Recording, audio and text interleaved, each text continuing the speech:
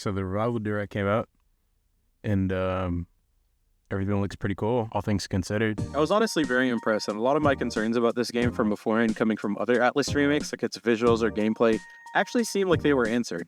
And I'm kind of glad that they're actually giving Persona 4 one of the best JRPG mechanics of all time, but you didn't hear that. Even though while watching there was a lot to like, there's one thing that I just really couldn't shake about the whole thing. It's something with the bigger picture of Persona 4, and it's something that I dreaded would be the case even before this game was conceived. This game kind of sounds like shit.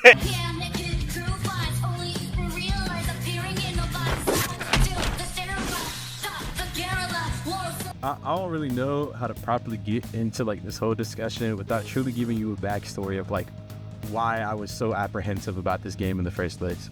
Atlas remakes suck ass. I know that critiquing these games in most cases feels like a fool's errand because for all intents and purposes, these games are on their own fine. These games, for what they are like, they're pretty good games. Them being the most accessible nowadays to most audiences also makes a space that practically anybody can get into. And that's not something I can ever take away from them. However, when it comes to looking at them from how they improved to the games beforehand, there's a ton of issues that persist for a very, very long time in a lot of these modern Atlas remakes.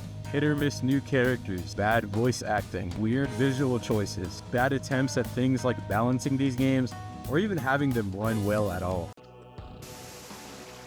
Really, nigga? Again, they're not the worst games in the world, but the issues that persist through all of these remakes time and time again makes it so that it feels like they fail to fix any of the problems that their progenitors had. But out of all of them, the absolute worst sin that an Atlas remake can commit, having a bad soundtrack. And unfortunately, these current list of Persona remakes that they have it seems to be a habit at this point. Like, I don't fucking get it, man. Shoji Meguro is a goat, man. I miss the landscape of JRPG music that was blooming into something real exciting in the late 2000s. This man was no different. No bullshit.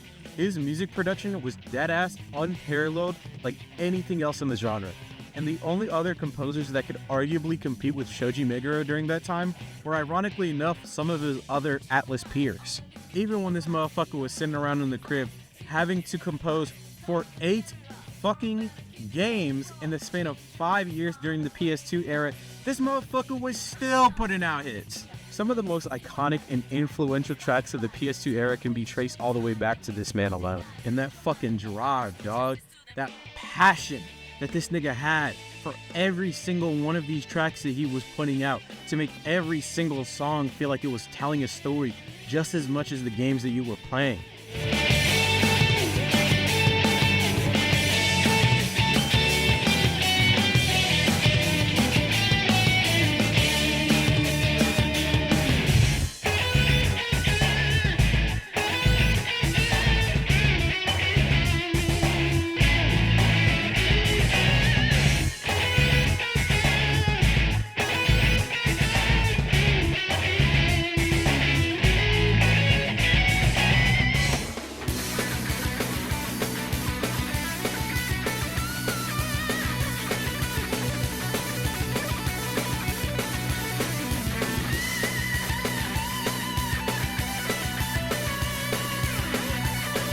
Lord have mercy, I'm about to bust. Can your favorite producer make a remix of a classical track that's been around for centuries and make it into a hit for a PlayStation 3 game?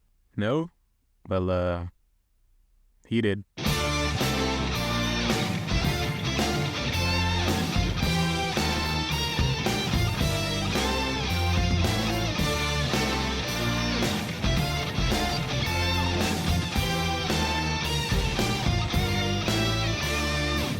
That real music, man. Come back home, motherfucker, see how real it is, man. You say like, damn, man, like, because the world's so big.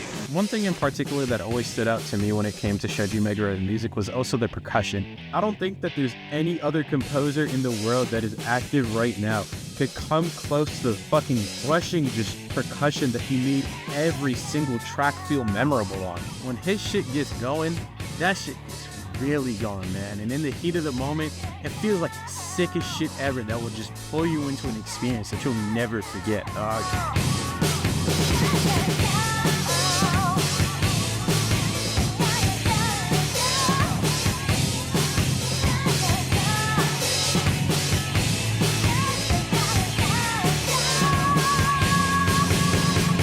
Meanwhile, these remakes, they just sound so...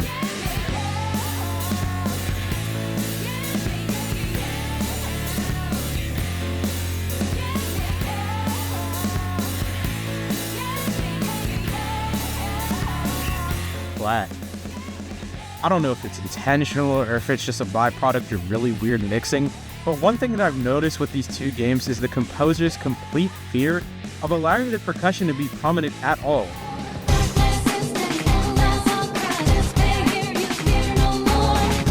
Which, ironically enough, were some of the best parts of these original tracks to begin with.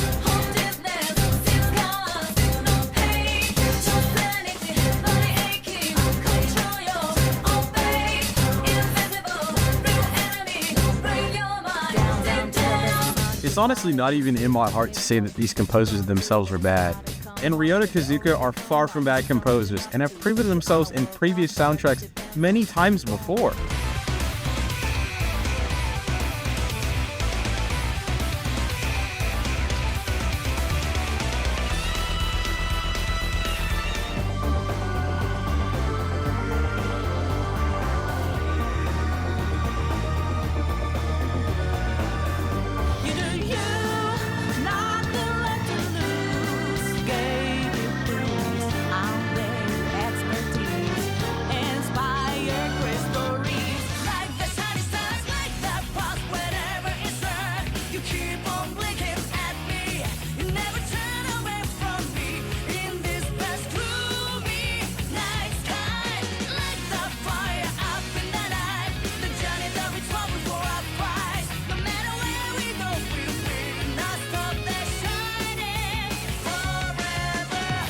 Despite me not liking the majority of the songs that they're on, the same also goes for the vocalists of these new tracks. I promise, I'm not just shitting on their songs just because they're new. There's genuinely hints of gold in these soundtracks, don't get me wrong, and I want to hear more of that. These soundtracks are filled with issues of bad mixing or awkward vocal vibrato, but even then, there are some tracks to me that sound better than their original counterparts.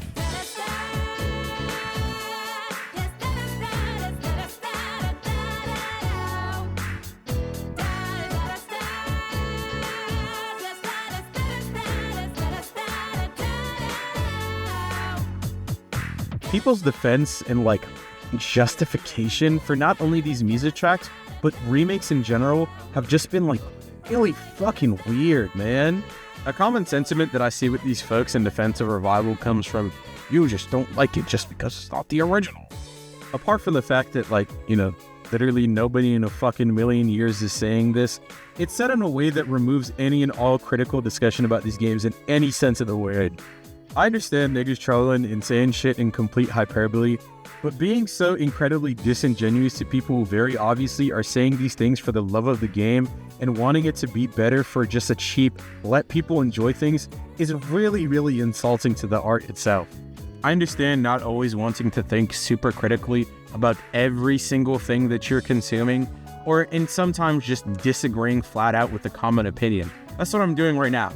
And I know that it's going to make a whole bunch of randoms angry, and probably a couple of my friends, but trying to engage with art from a critical perspective can be harmful, even when trying to do it positively.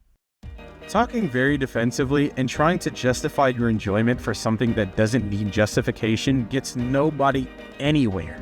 You cannot convince me, in a billion years, that the people who are mindlessly defending Atlas remakes are also the people who are coming to these discussions in a genuine manner. You're just not, man. You're not ever, dog. On the flip side, it is really, really damn annoying to see people who are boiling down Revival just to be another soulless game or whatever the fuck.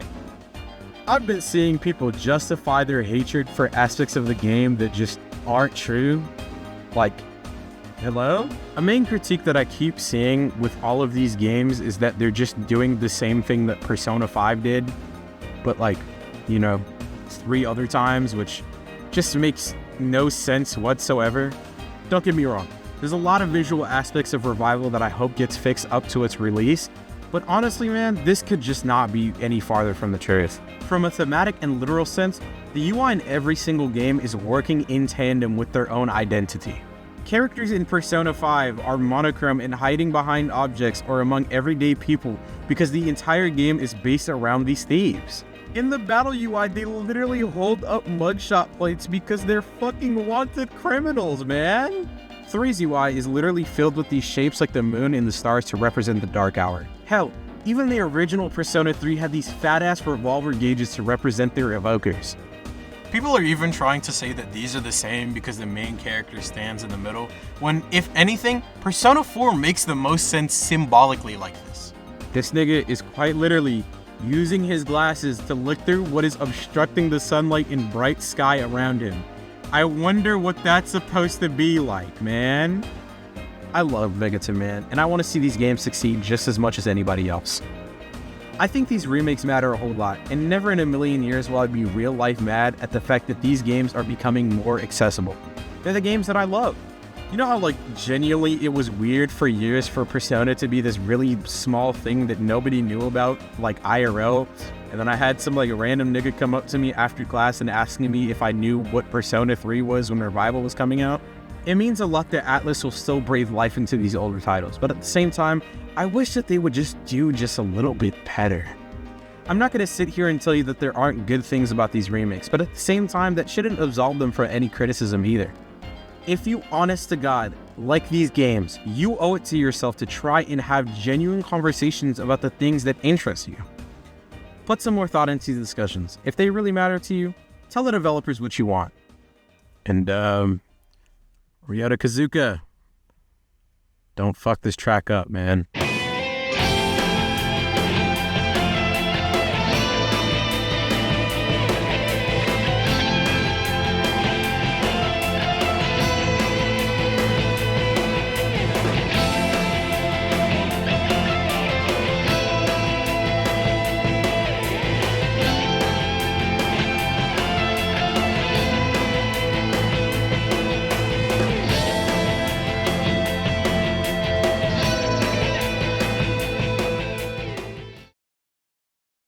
Persona 3 features more attempted teen suicide than a box set of Lifetime original movies.